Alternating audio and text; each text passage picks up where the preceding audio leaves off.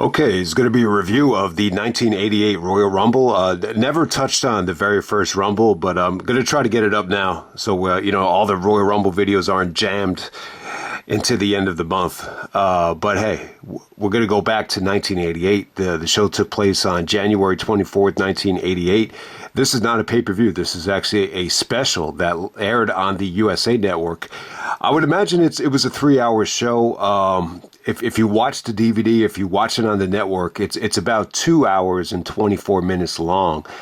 And they did a good rating here. They did a rating of 8.2. This whole show, was really used to promote the Saturday night's main event, which was the Hogan-Andre rematch from WrestleMania 3, which, Punk even talked about it on that big Netflix,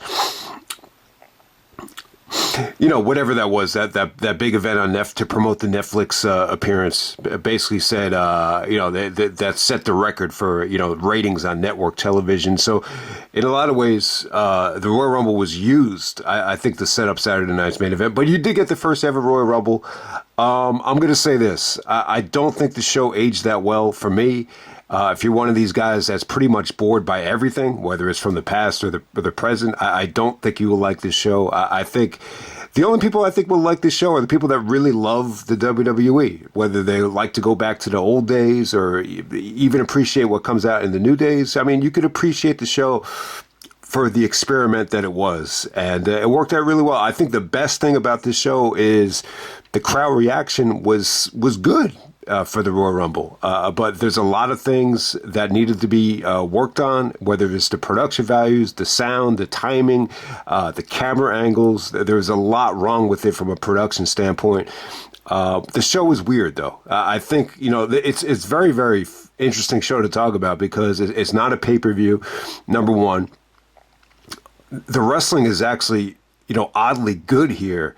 But the show as a whole, it's just a wreck to sit through, and it's only 2 hours and 20 minutes. But it felt like a really rough show to sit through because of the non-wrestling moments. But we opened up the show with Steamboat and Rick Rude, a hell of an opener right here, just awesome stuff. These two guys got a lot of mileage out of everything that they did here. They got off to a hot start. During the middle of the match, they kind of lost the crowd a little bit, but I still think Steamboat and Rude, it's an incredible combination in terms of, guys being in phenomenal condition. They know how to work. They know how to wrestle. The takedowns with the arm drags and the arm bars from Steamboat were, flawless. And Rude played a good heel out there, man. It was good stuff. The ending is going to piss people off. Rude actually uses the referee for leverage. He thinks he actually wins the match, and then he gets DQ'd, so Steamboat wins. But hell of an opener, though. These two guys obviously would go on to have better matches.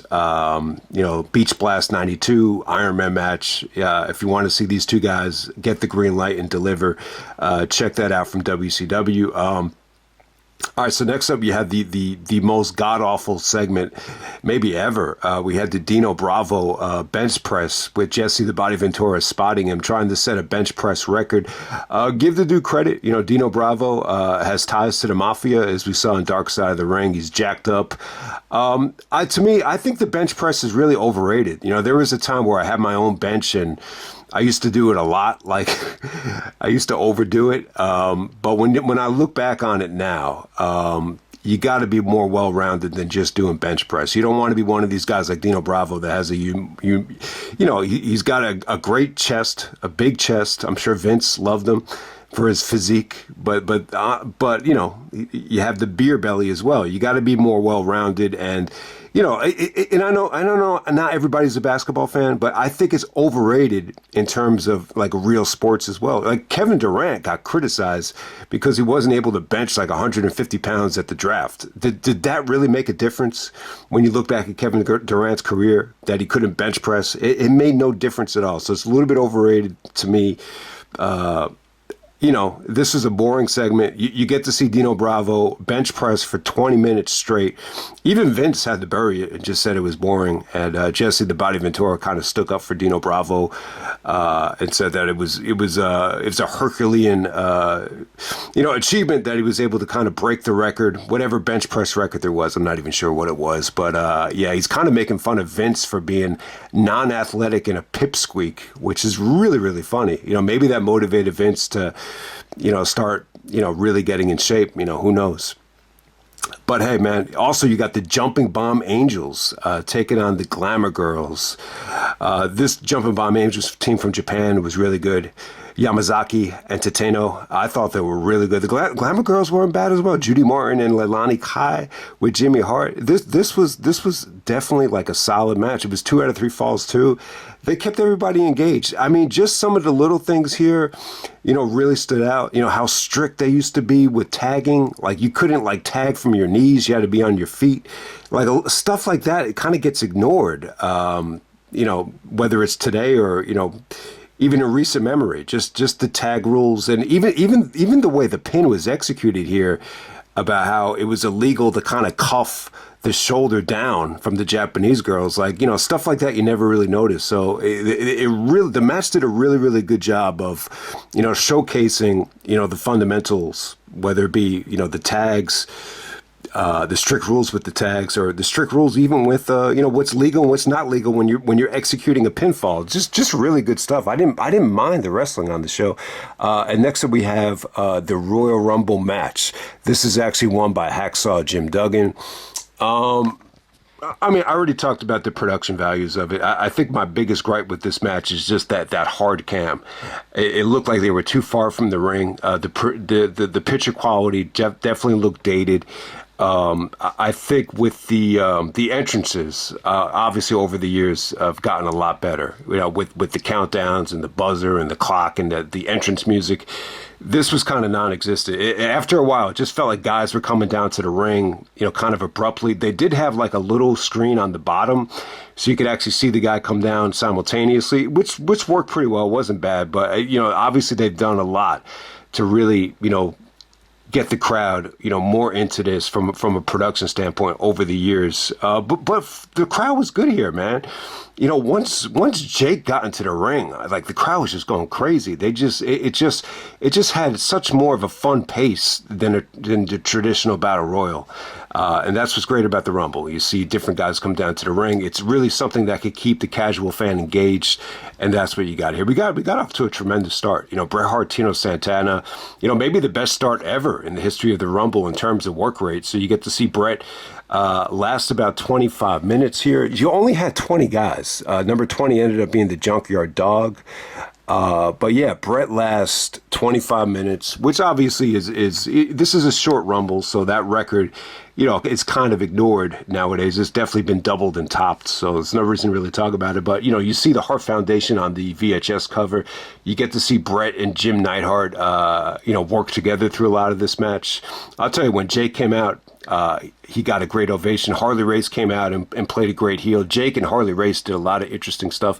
So I thought Sam Houston, you heard a lot about Sam Houston with the Jake storyline, the dark side of the ring. Sam Houston had an incredible performance. Danny Davis played a good heel. Don Morocco, man, he looked like a big pussy on steroids from The Soprano, man. He looked like a rock out there. So yeah, you get to see Don Morocco. So Hacksaw Jim Duggan actually wins this match. He comes out at number 13. And he lastly eliminates the one-man gang, and I believe it's it comes down to Dino Bravo and the one-man gang, and Hacksaw is able to eliminate both of them. The finish actually comes. And they were even talking about this, Jesse was like, Hacksaw's got to pull out the 2x4, and Vince was articulate, and, Vince must have booked the finish because he was saying that, Hacksaw needs to get one-man gang's momentum heading to the ropes and somewhat, pull it down, and that's exactly what happened here. Jesse the Body was like, that should be illegal, McMahon, that he's able to grab the rope and pull it down. He said that should be illegal, but that's exactly how Hacksaw won this thing. I think Duggan got a good ovation out there. He definitely was like the biggest babyface at the when he came out. His punches, I thought they kind of looked like shit, but the fans were into him though. And, it really felt like he was like a mid-card version of Hulk Hogan. Like, that's how it really kind of came off to me. But yeah, that's pretty much it. The other guy I wanted to mention was Ultimate Warrior. Warrior comes in at 18. He gets eliminated. Let me see who gets eliminated by. He gets eliminated by... it's actually Dino Bravo and the one-man gang that double team Warrior. There's like no reaction from the fans, not even a reaction from Vince or Jesse saying the Dingo Warrior has been eliminated. That didn't really happen at all. And then you had the Hogan and Andre stuff on this show. They had the contract signing. This pretty much ends with Andre, shoving the table and kind of dropping the table onto Hogan. And, Vince tried to sell it like Andre would make a horrible champion. And, Jesse the Body was like, I would disagree with that. I think Andre would make a phenomenal champion. You had the $1 Million Man kind of, anchoring this thing on the mic, who did a tremendous job. So this beautifully sets up the Saturday night's main event, which did, an all-time best rating.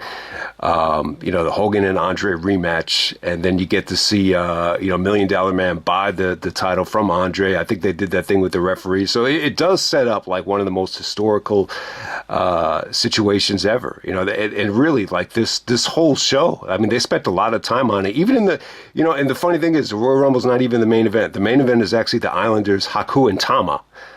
Imagine that, shades of the bloodline right there. You got Haku and Tama taking on the young Stallions of Jim Powers and Paul Roma. I was impressed with what I saw from the Islanders. This was weird, though. This is like a situation here. Paul Roma got injured.